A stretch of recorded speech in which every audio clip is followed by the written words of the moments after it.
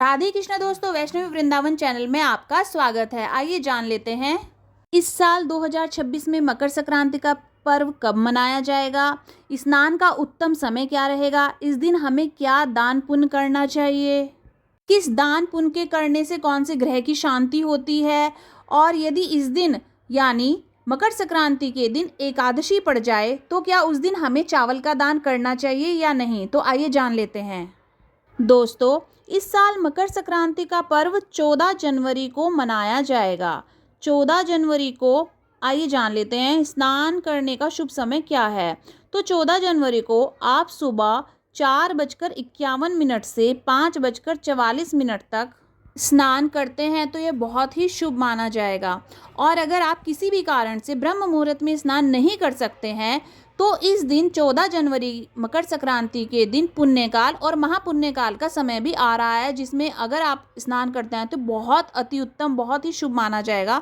तो यह समय है दोपहर के 3:13 से शाम 5:45 तक 14 जनवरी के दिन। यदि 14 जनवरी के दिन आप 3:13 से शाम 5:45 तक स्नान, दान, पूजा आदि करते हैं तो ये बहुत ही उत्तम माना जाएगा। इस बीच में पुण्यकाल और महापुण्यकाल लग रहा है। तो आइए जानते हैं मकर संक्रांति के दिन सूर्य देव को जल देने की विधि क्या है। सूर्य देव को तांबे के लोटे में जल भरकर उसमें लाल फूल और अक्षत यानी चावल, कुमकुम और काले तिल मिलाकर सूर्य उदय के समय सूर्य को दें। और सूर्य को जिस वक्त आप जल देंगे उस वक्त आपको ओम घृणी सूर्याय नमः, ओम घृणी सूर्याय नमः इस मंत्र का जाप करना है और तब आपको उगते हुए सूर्य को जल अर्पित करना है। आप ओम सूर्याय नमः इस मंत्र का जाप भी कर सकते हैं। आप सूर्य देव के 108 नाम का जाप भी कर सकते हैं। जैसी भी आपकी श्रद्धा है आप कर सकते हैं। तो आइए अब जान लेते हैं इस दिन हमें कौन सा दान करना चाहिए और उस दान को करने से क्या पुण्य की प्राप्ति होती है, हमारे कौन कौन से ग्रह दोष शांत होते हैं। साथ में जानेंगे कि 14 जनवरी के दिन षटतिला एकादशी भी पड़ रही है, तो क्या हम इस दिन चावल का दान कर सकते हैं या नहीं, और अगर हमें चावल या खिचड़ी का दान करना है तो हम किस दिन कर सकते हैं। तो साल 2026 में मकर संक्रांति 14 जनवरी को पड़ रही है। इस दिन आप चावल का दान न करें।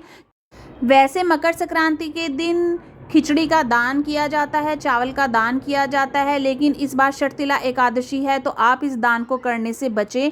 आप अन्य चीज़ों का दान कर सकते हैं जो कि मैं आपको आगे बताऊंगी। इस बार आप 14 जनवरी को खिचड़ी का दान ना करके 15 जनवरी को सूर्योदय से पहले स्नान कर लें और आप 15 जनवरी को ही खिचड़ी का दान करें। बहुत जगह 15 जनवरी को भी दान पुण्य दिया जाएगा मकर संक्रांति के लिए। तो इस दिन एकादशी भी नहीं होगी और मकर संक्रांति 15 जनवरी को भी बहुत जगह मनाई जा रही है। तो आप 15 जनवरी को भी सूर्योदय से पहले स्नान कर लें और 15 जनवरी के दिन ही आप दान पुण्य भी कर सकते हैं। 14 जनवरी को आप दान पुण्य करें तो बहुत ही अच्छा है, लेकिन खिचड़ी का दान ना करें, अन्य दान कर सकते हैं। खिचड़ी का दान आप 15 जनवरी को ही कीजिए। 14 जनवरी मकर संक्रांति के दिन आप तिल का दान कर सकते हैं, आप गुड़ का दान कर सकते हैं, आप वस्त्र का दान कर सकते हैं।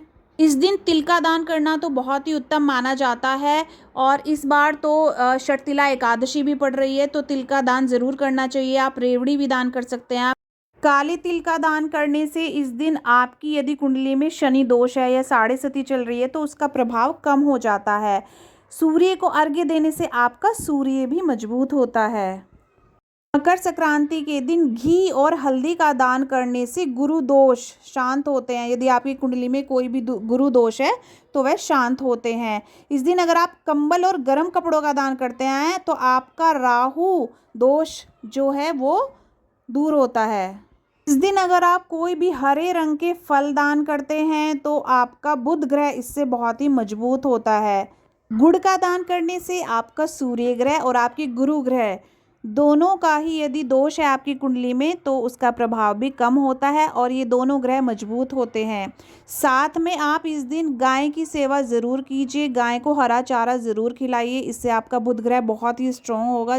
अगर आपको ये वीडियो अच्छी लगी तो वीडियो को लाइक कीजिए और चैनल को सब्सक्राइब कीजिए। राधे राधे।